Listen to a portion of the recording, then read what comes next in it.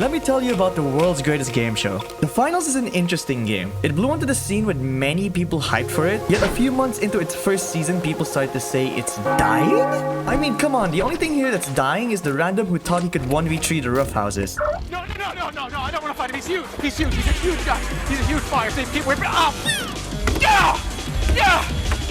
Yeah! Ah! No!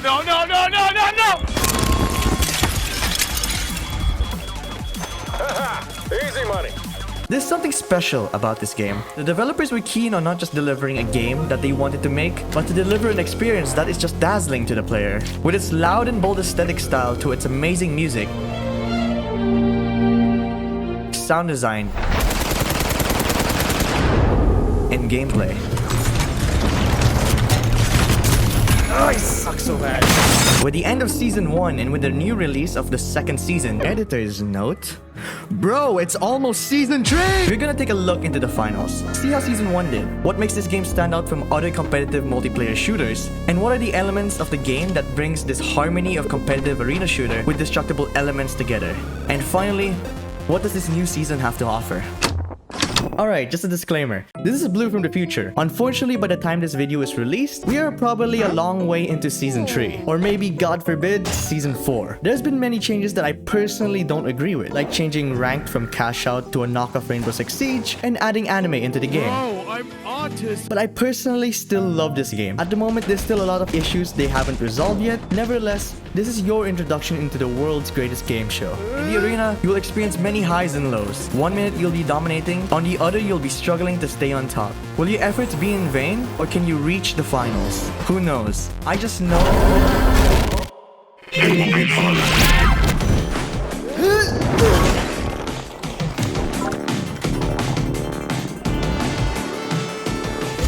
what we do, right? We camp, Vault 1, we kill people. Like that. Kill one. I need help here. I got it. You threw it off the building! Oh my god, it's Space Invaders!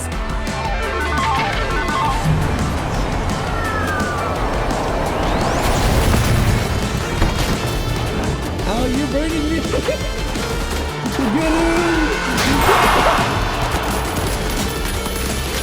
Yo!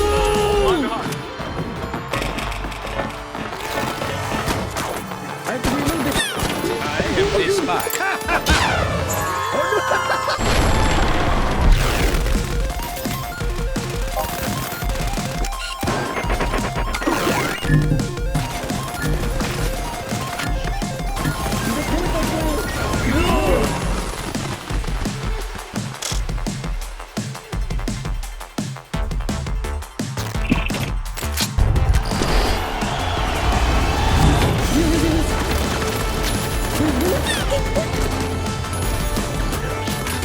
Killed so many people!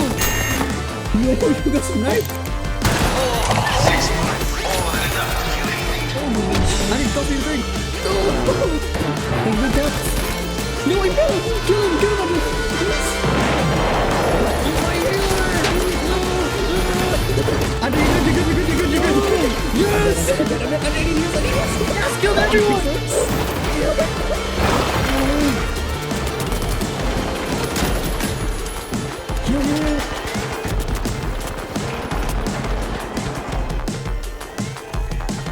No way! Welcome to the world's greatest game show, the Finals! It's a multi-team based first-person shooter with high-stakes competitive elements and an essence of destructible environments, where you have to compete against other teams to capture, secure, and hold out catches around the arena. The game can go from charging headfirst aggressively into a solid concrete wall to a Rainbow Six Siege defense setup, only for your barricades and fortifications to leave this very plane of existence via high-powered explosives and the sheer tenacity of your foes blowing the floor from right under you. Don't worry guys, I got the cap. No! Ah!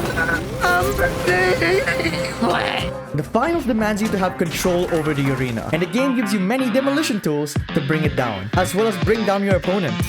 I mean, what do you expect from former Battlefield developers? They've studied the art of demolition.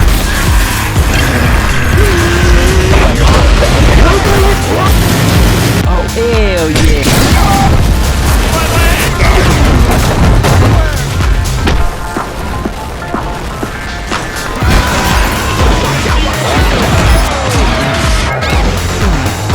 Ellis, I'll take that gun away from Ad time. Tired of all the lost matches and just need to get ahead of the competition?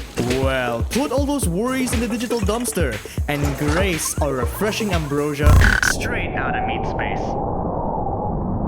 Osbeer's Pro Juice. Pop, pour, perform. Just a can of our fruit-infused concoction gets your day kick-started beyond the vast skies of the arena. Look at this pitiful, poor performing person of interest. He's all the way at the bottom of the leaderboard. He can't even play his objectives right. But with the help of Osbeer's Pro Juice.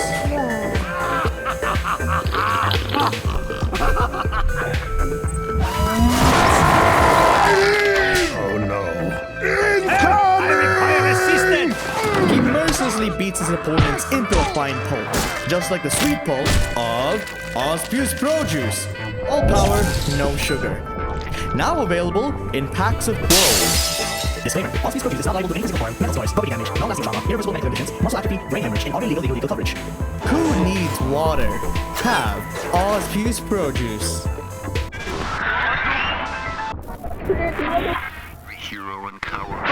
Despite not being the cutest virtual YouTuber you ought to be, you'll be fighting against other contestants in the arena, where all your highs and lows are being broadcasted around the world. To appease the ad space for maybe evil and shady corporation, bankrolling the games in the shadows. We're greeted by the announcers of the finals, June and Scotty. As we pass the halfway point of the match, you could cut the tension with a knife. Oh, Or an assassin's dagger.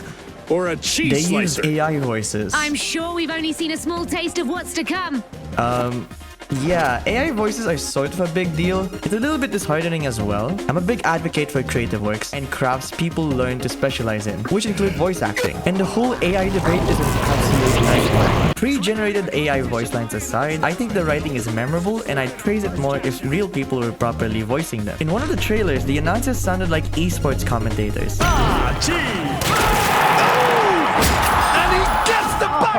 Which, I don't know, I find more charming and I would prefer that over AI voices we have now. Despite that, I think the players enjoy hearing the commentary of June and Scotty, but if the devs are going to continue using AI voices, at least do something crazy with it.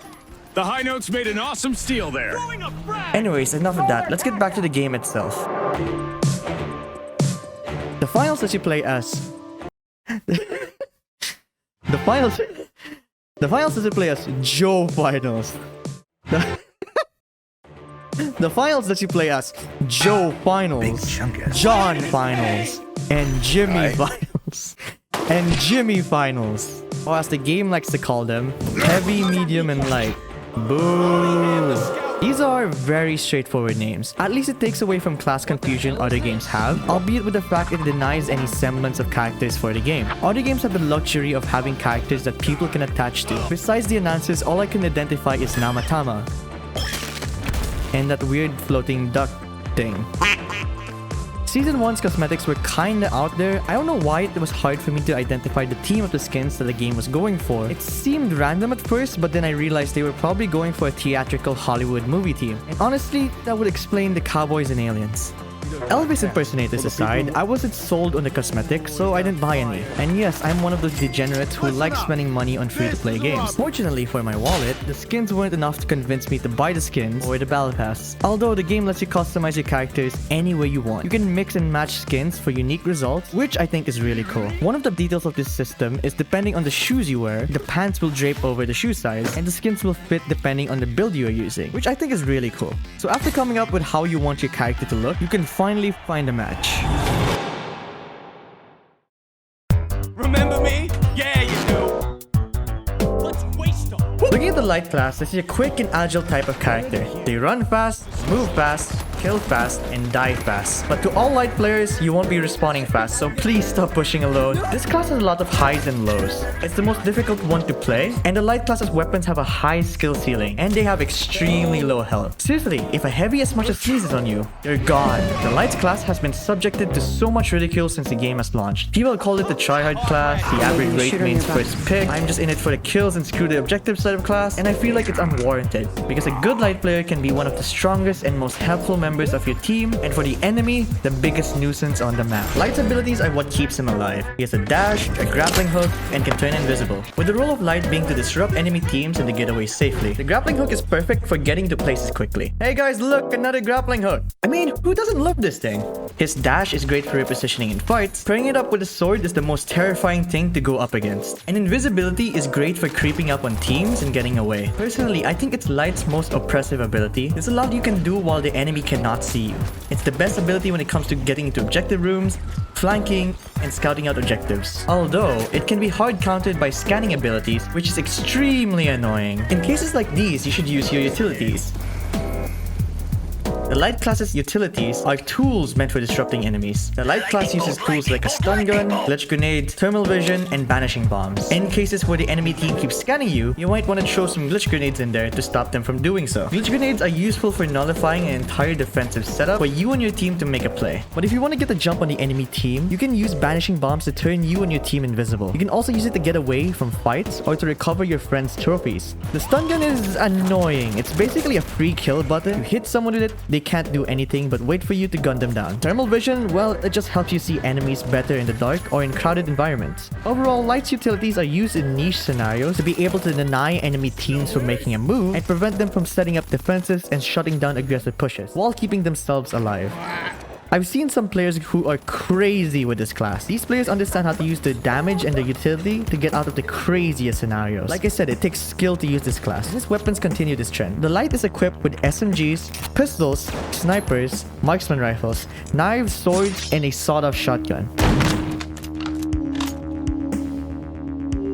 Later down the line, while I review other class weapons, you will start to notice a pattern with some guns. For example, the Light has two SMGs, the M11 and the XP54. Now on the surface, these are just two SMGs, but the differences come down from how much damage, magazine size, fire rate, and if one has a scope and one doesn't. And honestly, it isn't a debate on which one is better. It comes down to preference. Whether you want the gun with a scope or not, I personally favor the M11 for that close quarters engagement. Honestly, I'm not the best at this class. Literally everyone I've played with was way better than me. My older brother just started playing and I think he's way better at playing Light than me. God damn, Leon's beaming. Oh my god, he's so good. If you're a good Light player, you will understand how to get the most damage on the enemy team while keeping yourself alive with your abilities, utility, and movement. Make sure to communicate with your team that you're either pushing the enemy team to deal as much damage as possible so they can follow up and support you.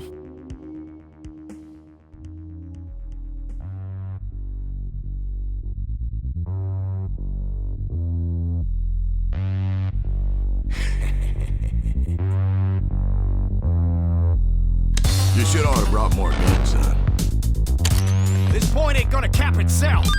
Medium is like your support type of class, but don't let that fool you. It can be argued that the medium class is the best in the game just because of their ability and utilities alone. Somehow, they make the support class the tryhard class. Alone, each of his abilities is good, but stacking them up starts to be a little bit unfair and annoying. You're gonna see a lot of that in your matches. The healing beam heals a lot of damage and keep players alive long enough to make a play, but it needs to cool down if you use it too much. Turrets are probably what you're gonna be struggling with the most when it comes to medium's abilities. You will usually be seeing these when trying to attack a cache out site or when the enemy team is openly fighting. Turrets don't do a lot of damage, but they are quite tanky, and a lot of them take time just to put them down. But while you're trying to do so, that means the medium player will be gunning you down first before you even have a chance to destroy its turret, which is infuriating to say the least.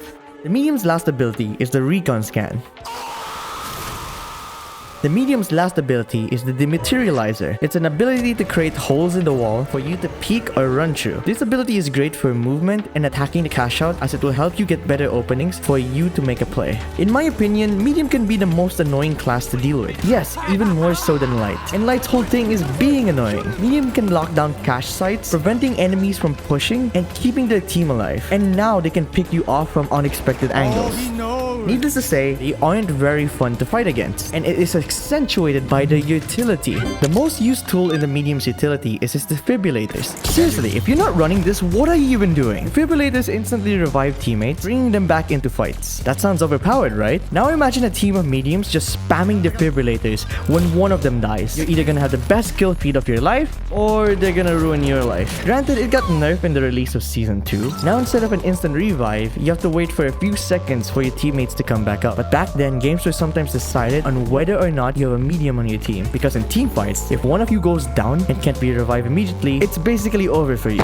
Unless your teammate decides to run away, in which case you're gonna be using a token, or wasting time to try sneak back in just to revive you. Medium also has jump pads and zip lines. This means that he also supports the team with mobility tools, which hammers in the point with the need of medium in your team. Jump pads are great for vertical movement, while zip lines are great for getting you from one spot to another. Medium's newest utility, the data reshaper, is a bit underwhelming, but it can turn objects and placeables into different explosive canisters. Now, with the utility I've listed so far, surely he can't get any more annoying. Well, let me introduce you to the APS turret and landmines. The APS turret is a small little turret that will shoot down any projectile thrown its way, which doesn't sound so bad, right? Until you realize the only way you're gonna get through the defensive minefield in a room full of turrets the enemy has set up is through a glitch grenade to cancel everything out.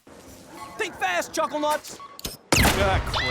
Yeah, no, the APS turret just deleted the glitch grenade that you threw, so good luck trying to push that. You're going to need it. And on the other note, how are you supposed to deal with that? If you don't have any utility like the glitch grenade, at this point it's better to just bite the dust and have someone sacrifice themselves to trigger the landmines and destroy the turret. Then get rezzed by your medium, but then you realize that they could just immediately set everything up again. Thankfully, the balanced state of medium doesn't seep into the weapons medium uses. Not saying his weapons are bad, they are at least fairly balanced. But medium also has the best two assault rifles in the game, making him devastating in either long range or short range engagements. The medium uses assault rifles, a shotgun, a grenade launcher, a revolver, and a riot shield. Again, the assault rifles come down to preference. Do you want one with a scope or not? Personally, I like using the F-Guard for medium. The scope helps me be more effective at a distance, meaning I won't have to take close range fights to be able to keep myself alive. But if I'm feeling courageous enough, I would roll with either the revolver or the shotgun, which are just really satisfying to get kills with. On the other hand, the grenade launcher is a beast, but I do think it takes skill to use. Mindlessly spamming in fights is gonna get you killed. You have 4 shots in your barrel, missing 1 or 2 shots can make a whole difference in a gunfight, as reloading mid-fight leaves you vulnerable to enemies with actual guns.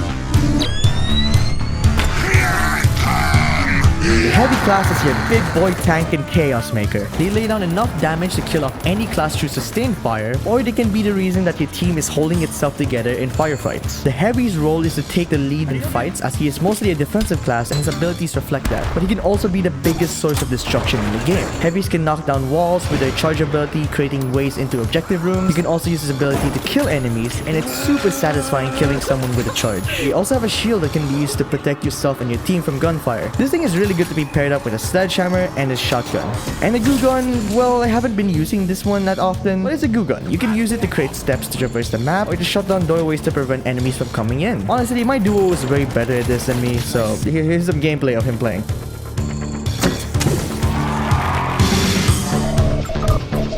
Utility, the Heavy has a bubble shield, which is really useful for keeping your team alive and when capturing objectives. And an RPG, this thing is a beast. It does a lot of damage and sometimes one-shots in light classes. No, screw you! I am gonna go play Roblox. What? This thing can create holes in walls and bring down suspended platforms down. His newest utility is the Gravity Cube. Think Horizon's Gravity Lift, but it's used as an area denial and slow field that suspends players in the air, either to deny them from taking the objective or to annoy them as they look dead straight in the face.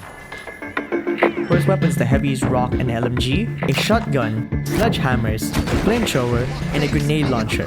Honestly, I just like sticking with the standard LMG. It's good in team fights because of its high magazine capacity, but I see why people would choose the Lewis gun over it. The Lewis gun has more control on the recoil, but at the expense of ammo. One of the heaviest, funniest weapon is the flamethrower. Although being a little weak, this thing tears through ghoul walls and destroys traps really well. Also, it makes for a nice barbecue. Overall, I think the heavy is the most balanced out of the classes. It's one of the classes that fulfills its role well without being too broken or too overpowered. So how does this collective of high-powered explosives fare in the arena? Glad you asked. Really damn well. You'll be putting your creativity and skills to the test against 2 other teams of 3. 3 teams if you're playing ranked tournaments. Just a quick note, tournament mode, well, it got removed. So pretend that I'm talking about ranked tournaments, which is basically the same thing. Ranked tournaments has you fight in a round-based system against other teams, where each stage, 4 teams get to move up until they hit the finals. It's the name of the game! Woo!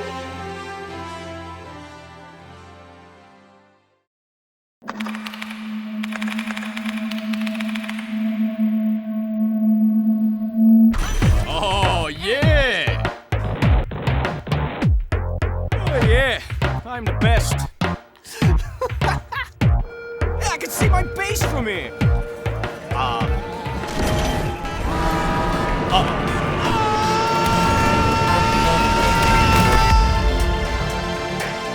The game flow is usually like this. You and your team spawn in the arena, rush to secure a cache site. After retrieving the cache or failing to do so, you make your way to a cache out station, where you'll be either fighting or defending. Well, it depends on who got the cache into the deposit box first. When the time runs out, the team that captured the cache gets a certain amount of points. You win the round by being in the top 2 spots. Simple, right? So get out there and win some games.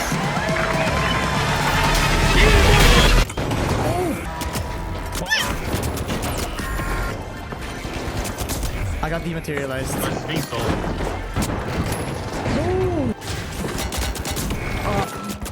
No! I'm dead. I fell off the cliff. Crap. No!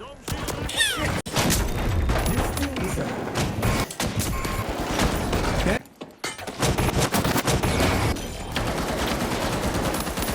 No! Andre! There's no way! God damn it, okay. Are you guys both dead? I'll die.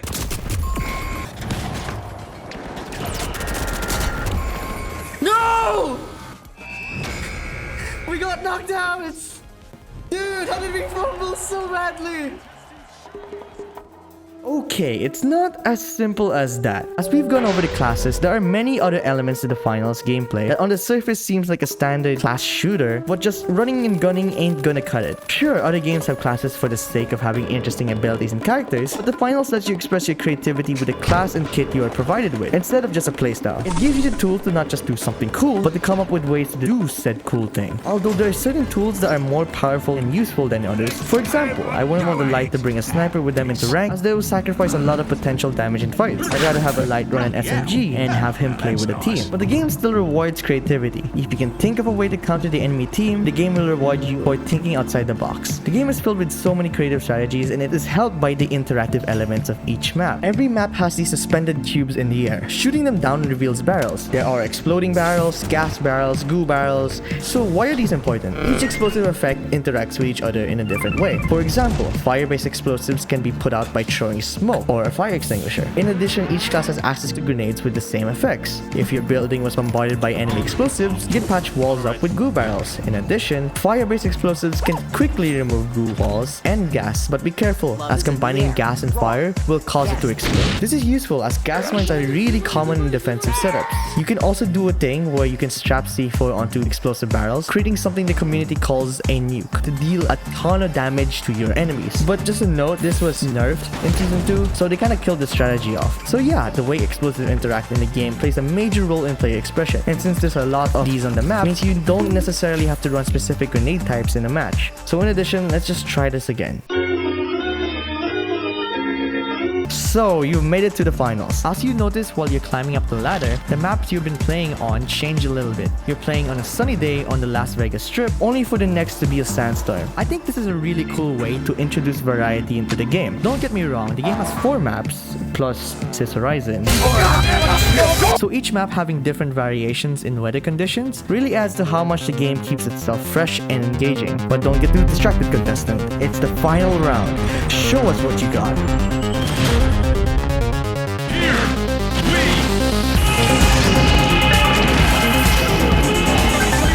You can't kill me with a FAMAS! I'm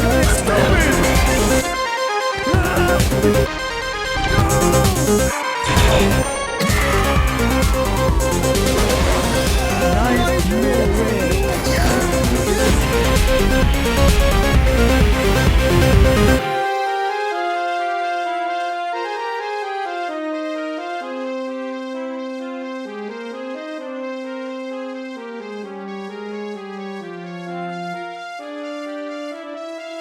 That was a great show you put on there, contestant. If you're up for it, you should try your hand on seasonal events. These events reward you with cosmetics, making you look like a real fashionable heister, or if you're feeling like it, a dangerous cowboy. Or try the new game mode, Power Shift. Well, that's all folks. Thanks for watching the finals. We'll be seeing you next time. Oh, you think we're done here? Well, we just got a new sponsor, so why not just hop on to Rank? So with Season 2, I decided to dedicate a lot more time playing Ranked. Honestly, it's the most stressful yet satisfying Ranked experience I've ever, well, experienced.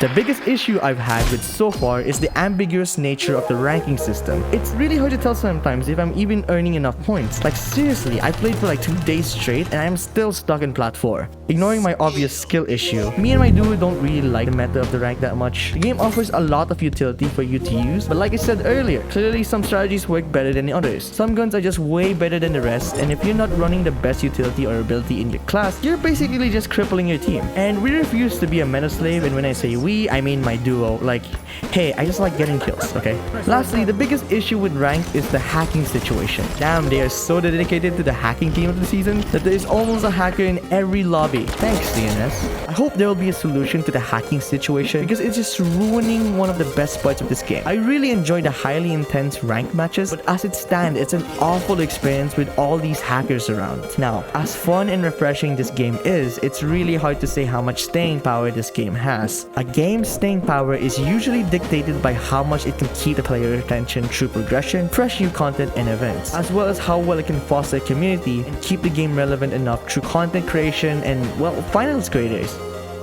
Shout out to your boy Tixie. He's been making really good content on the finals. You guys should go check him out after this video. A competitive scene for this game would be a huge step, but I think it still needs more time to make the game fully competitively viable. Like, get rid of all the hackers first. It's gonna take a lot of effort and passion for this game to keep its spot as a great multiplayer shooter when it's coming up against games that have stood the test of time with years worth of content. But I honestly believe the finals has a chance. To the developers of M-Bike Studios, you guys made an awesome game that I hope achieves its fullest potential. To everyone else, let's keep sweating it out in the arena. This is Blue.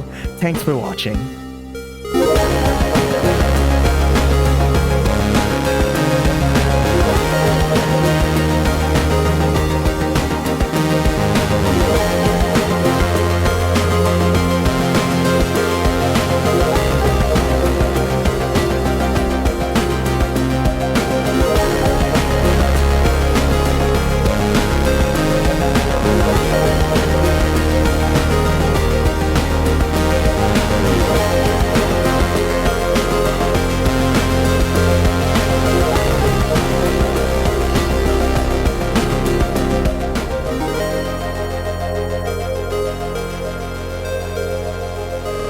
From this distant vantage point, the Earth, consider again that dot.